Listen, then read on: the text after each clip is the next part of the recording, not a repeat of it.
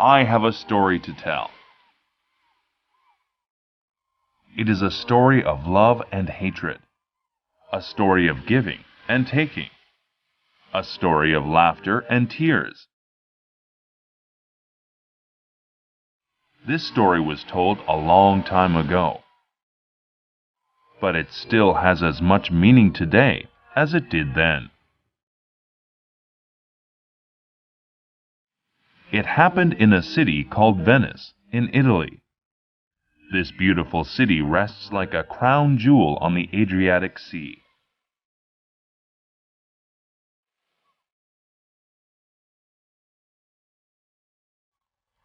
There lived a moneylender named Shylock in Venice. He earned a lot by lending money to merchants. Many people hated Shylock. Some people hated him because he forced merchants to repay him in terrible ways. Others hated him simply because he was Jewish. Of all the merchants who lived in Venice, one hated Shylock more than the others. His name was Antonio. Shylock hated Antonio as well. This was because Antonio was a very generous moneylender. He lent money to people in trouble and often didn't charge them interest. Shylock lost a lot of business because of Antonio's generosity. More importantly, Shylock hated Antonio because he was a Christian, and Antonio hated Shylock because he was a Jew. In those days, Jews and Christians didn't like each other. They couldn't agree about anything. They couldn't understand each other's religion or culture. Antonio and Shylock often ran into each other at the Rialto. The Rialto was the business center of Venice. When the two met, they would have arguments. Antonio would often yell at Shylock for the heartless way of doing business. Shylock often thought about ways to get even with Antonio. Almost everyone in Venice really liked Antonio. They felt that he was kind and honest. The merchants especially admired him. They knew that he would help them when they were in hard times. Antonio's best friend was a young man named Bassanio. Bassanio's family was very rich. His parents had given him money, but Bassanio had spent it all. He had wasted his money on wine and good food. He had traveled and he had had fun. And, of course, he ended up without any money. This was very common for young men during that time. In the past, Antonio had helped him in many ways. In fact, he already owed Antonio lots of money. Antonio never said no to Bassanio. It seemed Antonio was happy to share his money with his friends.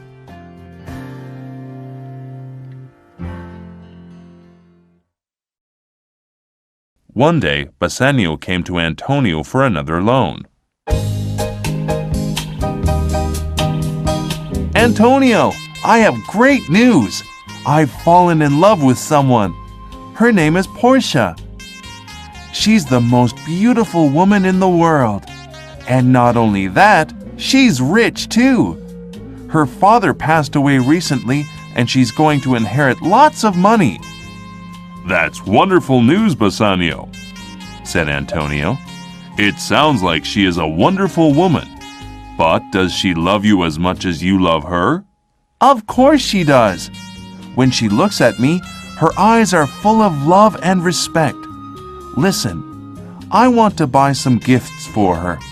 The only problem is that I don't have any money right now.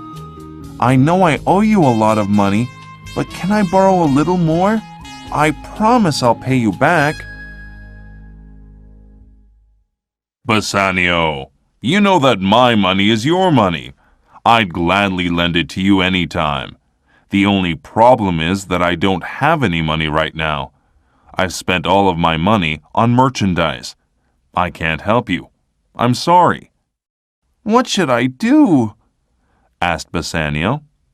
She'll never marry me unless I give her some gifts. Don't worry, said Antonio. I know what you can do. You can borrow money from a moneylender named Shylock. He always has money on hand. He'll certainly lend you money if I sign a loan agreement. And the ships will come in any day now. I'll make lots of money when my merchandise arrives. I'll pay him back then.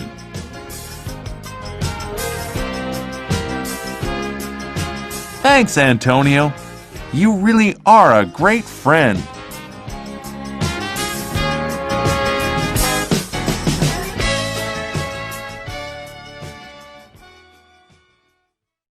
While Bassanio and Antonio were out to find Shylock, Portia was facing her own problems.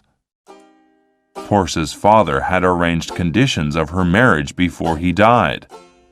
He didn't trust Portia's judgment. He felt that she would choose an unsuitable person to marry. So, before he died, he had put 3 chests in a room.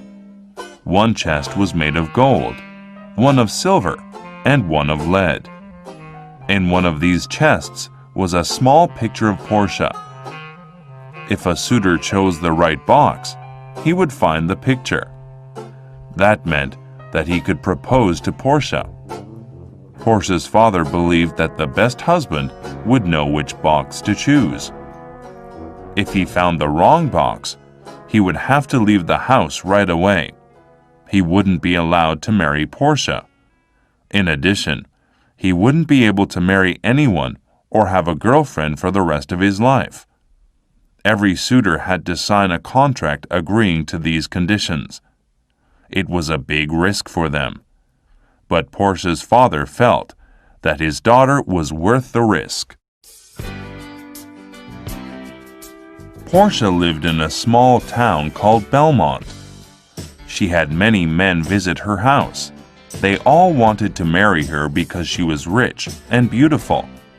She was tired of having these strange men come to her house. She was also unhappy that her father didn't trust her judgment. Portia often talked to her servant, Nerissa, about her problems. Nerissa was more of a friend than a servant.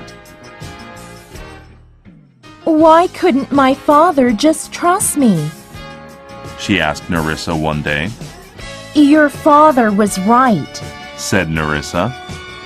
There are so many bad men out there. They just want to marry you for your money. But the men who come here are so boring. They have bad manners and they are vain. Some of them drink too much wine. Some of them even smoke. I'm so sick of these guys.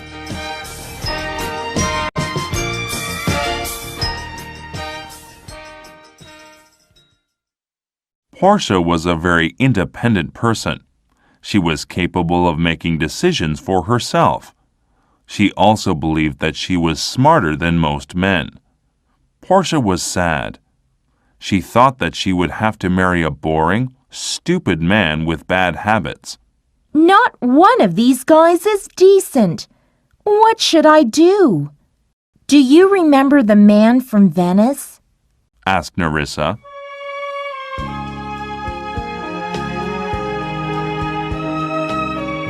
Portia's eyes sparkled. Yes, I remember him. Bassanio. How could I forget? He was so much better than all of the other men who came here. He was handsome and gentle. He was charming, kind, and intelligent. But it's hopeless. He'll never sign my father's contract. I'm a woman who can't even choose her own husband. I'm so unlucky.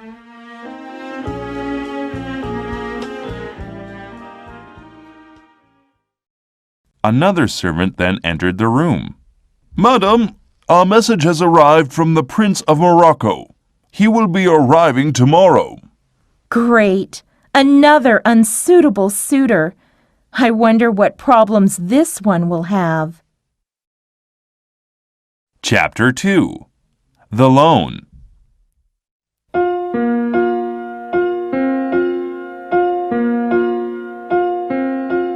Meanwhile, in Venice, Antonio and Bassanio found Shylock. He was at the Rialto as usual. "Shylock, I have a request for you," said Antonio. "I'd like you to loan 3,000 ducats to my best friend Bassanio. I will sign the contract. I'll happily pay you back in a few days. I'll have plenty of money when my ships arrive." I have an idea, said Bassanio. Why don't we go out to dinner? We can talk more about this loan. "I never eat with Christians," grumbled Shylock. "I may lend them money or do business with them, but I don't eat with them. Not ever." Very well, said Bassanio. Why don't you just lend me the money then? You know that Antonio will pay you back. As Shylock listened to Antonio and Bassanio, he became angrier and angrier. How foolish these two men were. They knew how much he hated them, and yet they were asking him for a loan. He was determined to make Antonio pay dearly. "Shylock," yelled Antonio, "are you going to lend us the money or not? Answer me." Shylock answered him slowly. "Do you remember all of those times that you insulted me in a loud voice that everyone could hear? You once spat on me and called me a dog, and now you want to borrow money from me, a dog." Look, I'm not asking you a favor. You can charge me any interest you want. I don't mind. My ships will arrive any day now. "All right, Antonio. I'm willing to lend you the money. I won't even charge you any interest. Just pay me back the loan on time." Antonio couldn't believe his ears. What did you say? "I said you didn't know me. You always call me a cheapskate, but I am not. I will help you. I won't even charge you a single ducat. However, there's something I'm worried about. What if you don't pay me back?" Don't worry, Shylock. I'll pay you back. "Well, I need some kind of a guarantee, don't I? 3,000 ducats is a lot of money.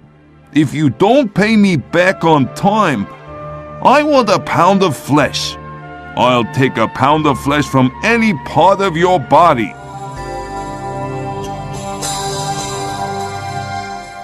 Antonio didn't like what Shylock proposed. "No, I'd rather pay some interest if I'm late on the payment," "I'm afraid that's no good," said Shylock as he laughed. "Do you think I'd take money from a fellow moneylender?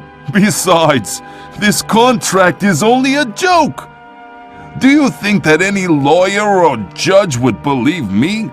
Would they really believe that I want a pound of your flesh? You don't have to worry about anything.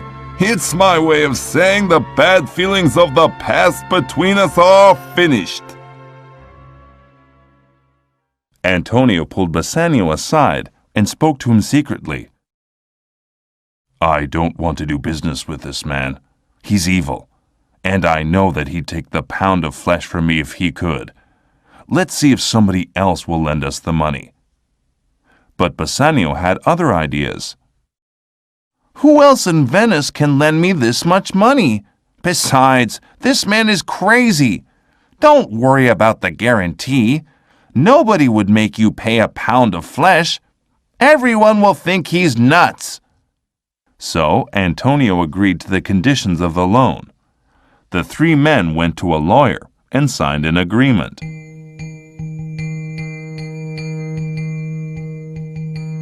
A strange smile came over Shylock's face. In fact, Shylock wanted to take a pound of flesh from Antonio. He'd hated Antonio for so long, and he lost a lot of money because of this generous moneylender.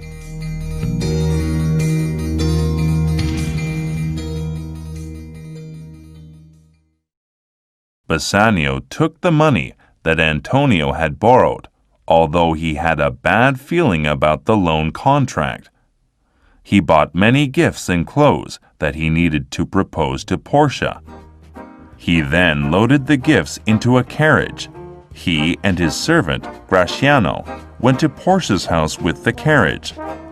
When Bassanio arrived, Portia was delighted. She had hoped that he would return for her.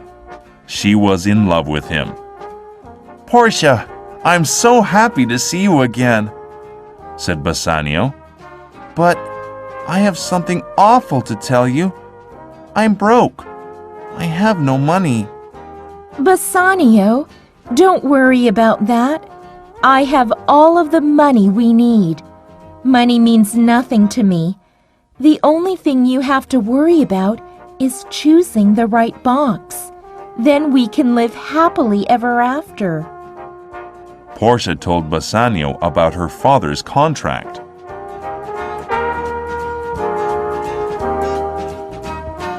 All right, I'll go choose the box now. Portia started to worry. What if he chose the wrong box? Don't choose today. I have a bad feeling. I want you to wait. Wait? But the sooner I choose, the sooner I can marry you. I can't wait any longer. Then let me hire a musician. Maybe the music will help you think more clearly. A little while later, a musician came. He began to play soothing music.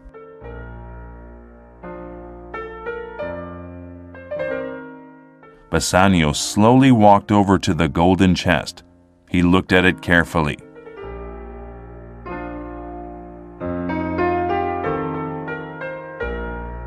This can't be it, he said to himself. It's too obvious. Everyone would choose the golden one first. I think Portia's father wanted to separate the wise men from the fools. Then he walked over to the silver chest. If men didn't choose the golden chest, then they would choose this one. That's obvious as well. Bassanio's eyes settled on the lead chest. This is the least obvious choice. I don't think anyone else would choose this one. He opened the box.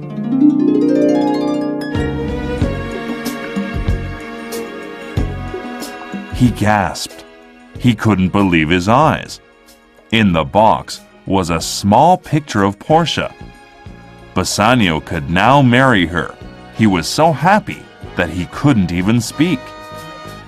Portia put her arms around him and said, Oh, Bassanio, I'm the luckiest woman in the world. Yesterday, I was just a girl with a lot of money. Today, I'll be a wife. Please, take this ring and show me you will accept my proposal. Put it on and promise me that you'll never take it off. I am lucky too, said Bassanio. Yesterday, I was poor and lonely. Today, I will be married to the most beautiful woman in the world. I promise that I'll wear this ring forever, until I die. I swear.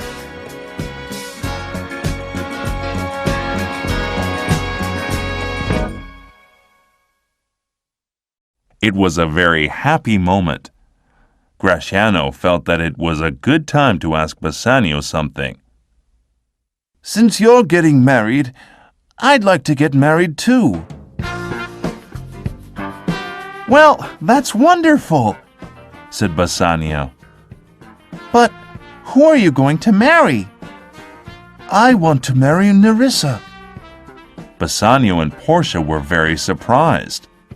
I didn't know you wanted to get married, Nerissa, cried Portia. This is a great day. That evening, the couples got married. Bassanio and Graciano wore golden rings that they promised never to take off. They were the happiest men in the world.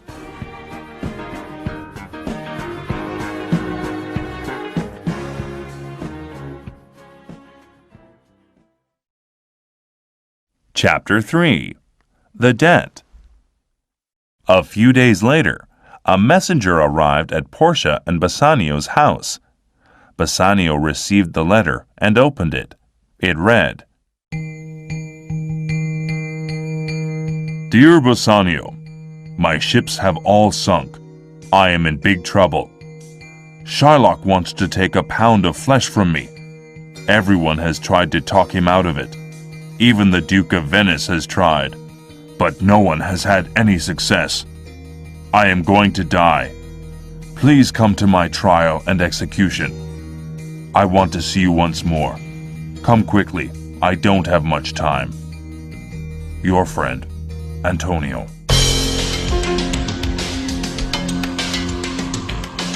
As Bassanio read the note, his face turned white.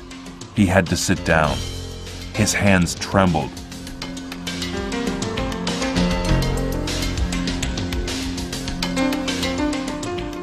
Portia ran to him. What is it? What's wrong?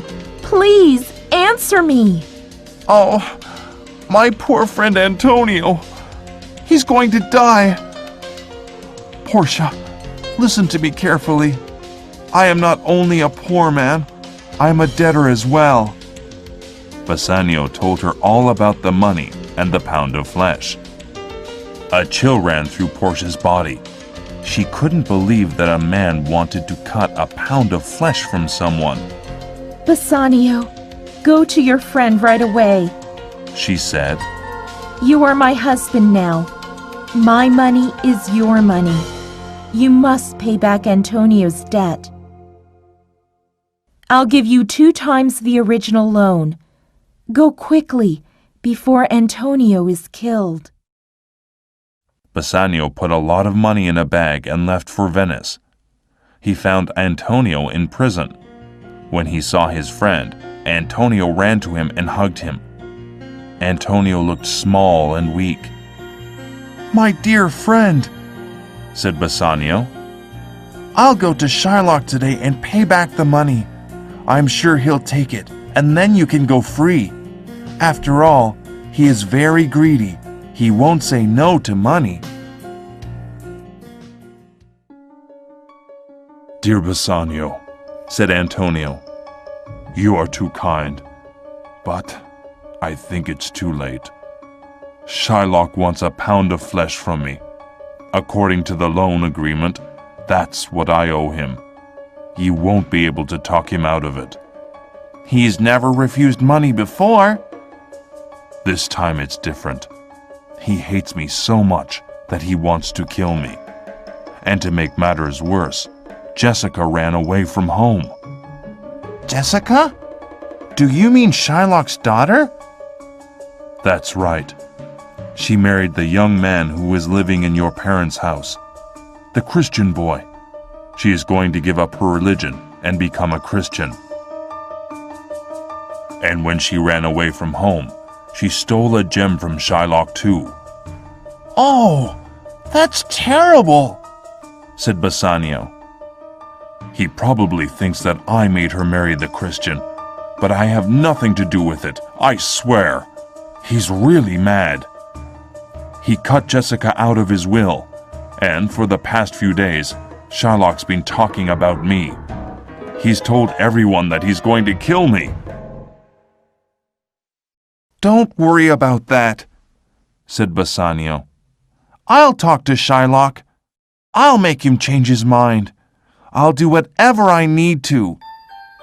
Bassanio went out of the prison and found Shylock.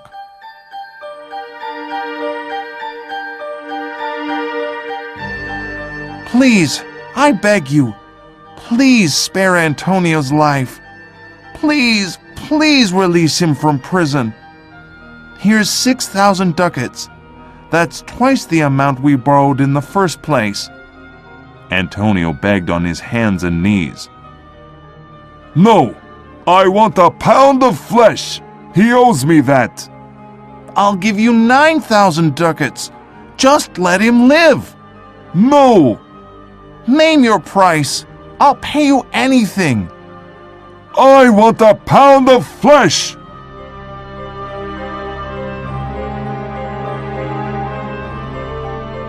Bassanio realized that Shylock would not change his mind. There was only one thing that he could do. He had to go to court.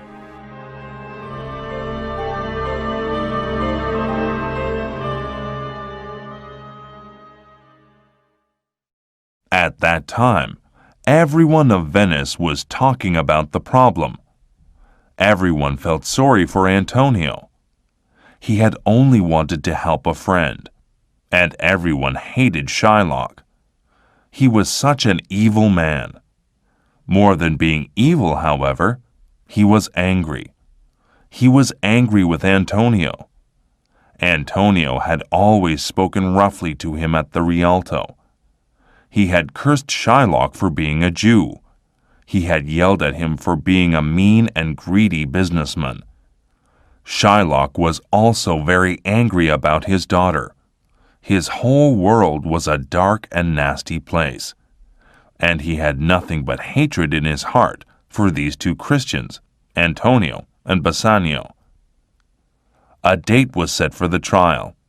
It was a very important trial. Even the Duke of Venice was involved. He would be the judge. Meanwhile, in Belmont, Portia heard about the trial. She decided that she had to help poor Antonio. She could not rely on fate to change the course of events. Portia wrote a letter to her cousin, Bellario. He was a well-known lawyer. She asked for his opinion about Antonio's case. She also asked him to lend her the clothes that he wore in court. A few days later, a letter and a box arrived in Belmont. The letter had instructions for defending Antonio. In the box were 2 sets of clothes that Bellario wore in court. Portia dressed in one set. She made Nerissa wear the other set. Then they left for Venice. Portia and Nerissa went to the Grand Courthouse of Venice. There, they waited for the trial to begin. On the day of trial, it seemed like every Venetian came to the court. Everyone wanted to know what would happen to Antonio.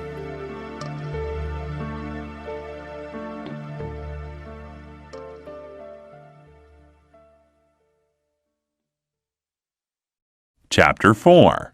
The Trial.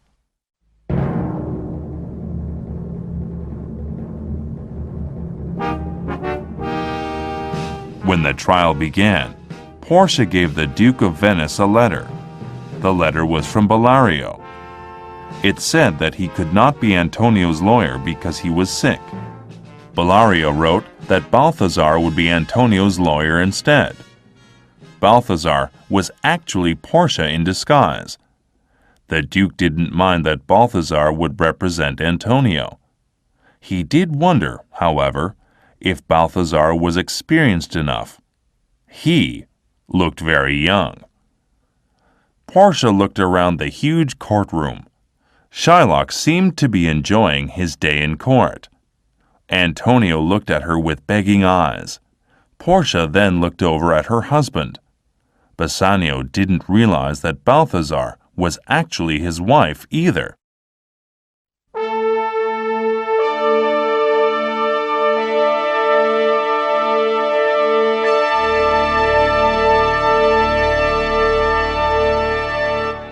As the trial began, the room grew quiet. Portia spoke to Shylock first.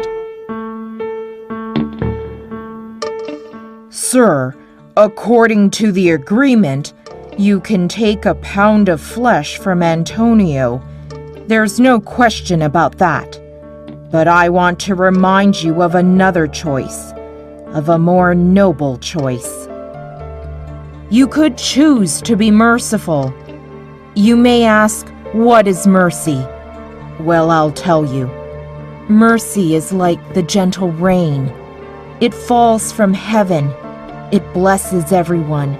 It blesses the person who gives mercy and the person who takes it. Mercy makes you feel like a king. You have all of the power in the world. You have the power to give Antonio his life. It is only through mercy that you can do this.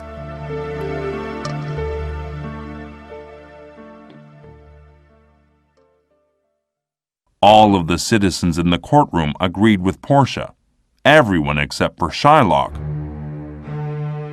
I don't care about mercy! I only want justice!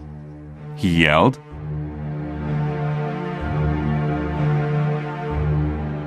Well, why don't you just allow Antonio to pay you back? It's too late for that now! I don't want money! I want my pound of flesh! Read the contract! It says that I can take the pound of flesh, and it says that I can take it from the place nearest to his heart. Antonio, you must get ready to die then, said Portia. Everyone in the crowd gasped. They couldn't believe what they were hearing. Shylock, said Portia in a pleading voice. Please take this money and let me tear up the loan contract. Shylock said, I will never change my mind, not for any reason. He began sharpening his long knife. He couldn't wait to cut into Antonio. Portia turned to Antonio. Do you have anything to say before you die? No, said Antonio. I am ready to die. Then he turned to Bassanio. Goodbye, my friend. Don't blame yourself for my death. Bassanio was crying. Oh, Antonio, I would do anything to save your life, but there's nothing I can do.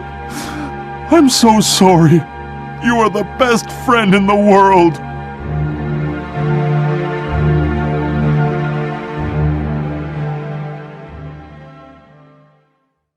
Enough of this! Yelled Shylock.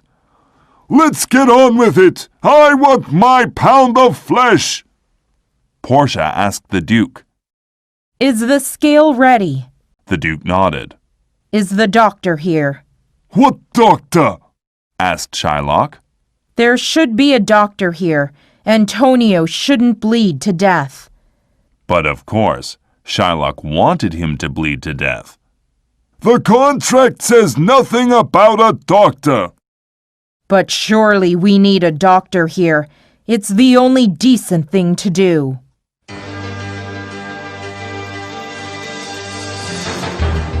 The contract says nothing about a doctor.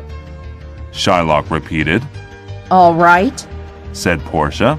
a pound of flesh is yours. The law allows it. The court awards it.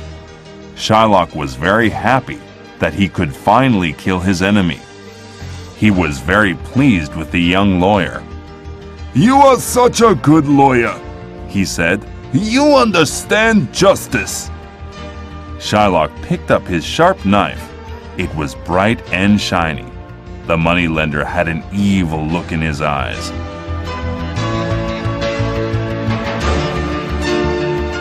Come here. He said to Antonio. Just a minute. Said Portia. There is another thing I need to tell you.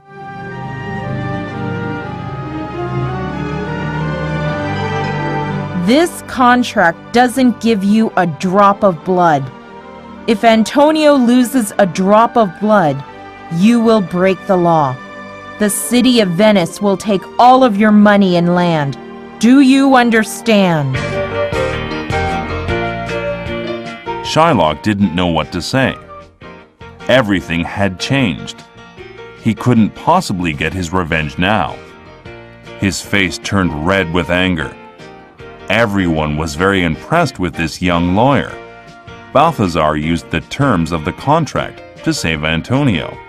There was no mention of blood in the contract. Shylock could not take any blood. Therefore, he couldn't take any flesh either. The people in the courtroom clapped their hands. Hooray for Balthazar! Shylock slammed his fist against the table. Well, where's my money then? If I can't have my pound of flesh, I want my money! Here it is! Bassanio happily threw him a bag with 3,000 ducats inside. Shylock began to walk away. Not so fast, said Portia. You tried to murder someone. By law, you must give all of your money to the city of Venice. You could also be killed. You are at the mercy of the Duke of Venice. Get down on your hands and knees. Beg him for forgiveness. No, said the Duke. I don't think anyone should have to beg for their life. It isn't right. I must make an important decision, and I must think about it carefully. I want Shylock thrown in jail tonight. Tomorrow, I will tell you what his punishment will be. Everyone left the courthouse that afternoon. They walked through the streets, talking about the trial. No one could remember a more unusual day.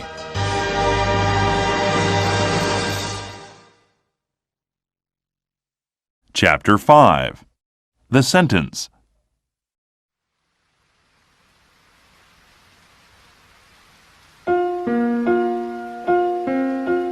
The next morning was gray and rainy. Shylock felt that it was the last day of his life. The atmosphere of the courtroom was very gloomy. The crowd hated Shylock, but nobody wanted him to be killed. When the Duke walked in, everyone became very quiet. Most people understand mercy, said the Duke at last. It seems that you, Shylock, don't understand it. I am a human being. I understand mercy. And I understand the value of a human life. In the spirit of mercy, I forgive you. I will spare your life. I must punish you, though. If I don't, maybe other people will act like you. You must give half of your money to Antonio and the other half to the city of Venice. Antonio was always a generous man. Even after all that had happened, he didn't change. He knew that Shylock's daughter Jessica was poor.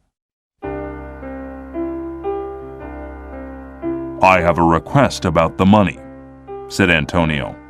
What is your request? Asked the Duke. The court became quiet again. The crowd leaned forward to hear. I want to give Shylock's money to his daughter, and I want him to put Jessica back in his will. I think this is a fair request. Shylock, I order you to give half of your money to Jessica, and you must write her back into your will. If you don't do this, I'll throw you in jail for the rest of your life. Shylock felt sick. He had failed to get revenge on Antonio. He had lost his money. He hated everyone. Fine, I'll do what you want. Just let me go now. I am not feeling well. Shylock was set free. He walked through the streets pulling out his hair. He couldn't believe his luck. Sir, said the Duke to Portia, I have never seen such a clever lawyer in my life. I must admit that I was worried at first because you looked so young. If you're not too busy, please have dinner with me tonight. I'd love to talk about the law with you. Portia wanted to get home before her husband. I would love to, but I have another case that I must work on. I'm sorry. I'm just too busy to have dinner with you tonight. Oh well, another time then. The Duke turned to Antonio. You should pay this lawyer well. You owe him an awful lot. Please, Said Bassanio to Portia. take these 3,000 ducats. That's how much we borrowed from Shylock in the first place. I don't want the money. I'll give you 3,000 more then. I don't want any money at all. Said Portia. Instead, I want your wedding ring. My wedding ring? I'm sorry. This is the one thing in the world that I can't give you. I promised my wife that I would never take it off. I will find you the most expensive ring in Venice. I will buy it for you now. But I can't give you this ring. No way! I want your wedding ring, but I'm not going to beg. I see that you're too cheap to give it to me. Portia left the courtroom. She seemed angry. Actually, she was happy. Please, Bassanio, give him the ring, said Antonio. I know your wife will be mad, but think about what this lawyer has done for us today. I owe him my life. Don't you think that's worth your wedding ring? Bassanio felt ashamed. Antonio was right. He took off his ring and gave it to Gratiano. Go and find Balthazar. Give him this ring. When Gratiano found Portia, he gave her the ring. Nerissa, who was with her, said, You, Gratiano, you give me your ring too. Gratiano knew that he couldn't say no. He gave her his ring. When Portia and Nerissa were alone, they had a good laugh. They decided to play a trick on their husbands. Bassanio and Gratiano returned to Belmont that evening. They found their wives waiting for them. They kissed their wives. For a moment, everyone was very happy to be together again. Then, the women started yelling at them. Where's your wedding ring? Cried Portia. You gave our wedding rings to other women. Screamed Nerissa. Please believe us, Said Bassanio. We gave our rings to 2 young lawyers. The lawyers saved the life of my best friend. They said that they wanted our wedding rings as payment. They wouldn't accept anything else. Please understand, darling. They saved Antonio's life. Bassanio felt sad and guilty.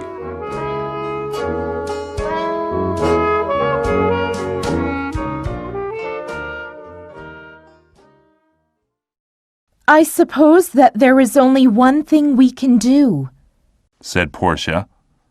Bassanio was afraid. Gratiano's knees were shaking. We must give you your rings back. Portia opened her hand. Nerissa opened hers as well.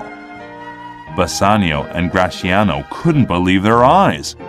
They were holding their wedding rings. Portia and Nerissa started to giggle. Then they laughed harder and harder. The men stood there with confused looks on their faces. Finally, Portia began to tell their story. Bassanio was amazed. His wife was even more wonderful than he had thought. She was the cleverest woman in Italy. She saved his best friend's life. He was overcome with happiness.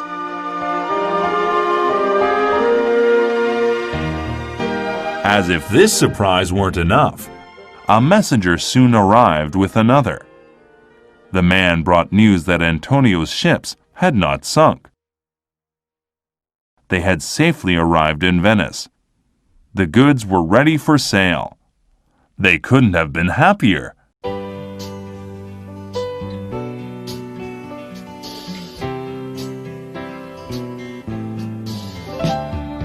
That night, they all celebrated under the beautiful Italian moon. They laughed thinking about the rings and the trick Portia and Nerissa had played on Bassanio and Gratiano.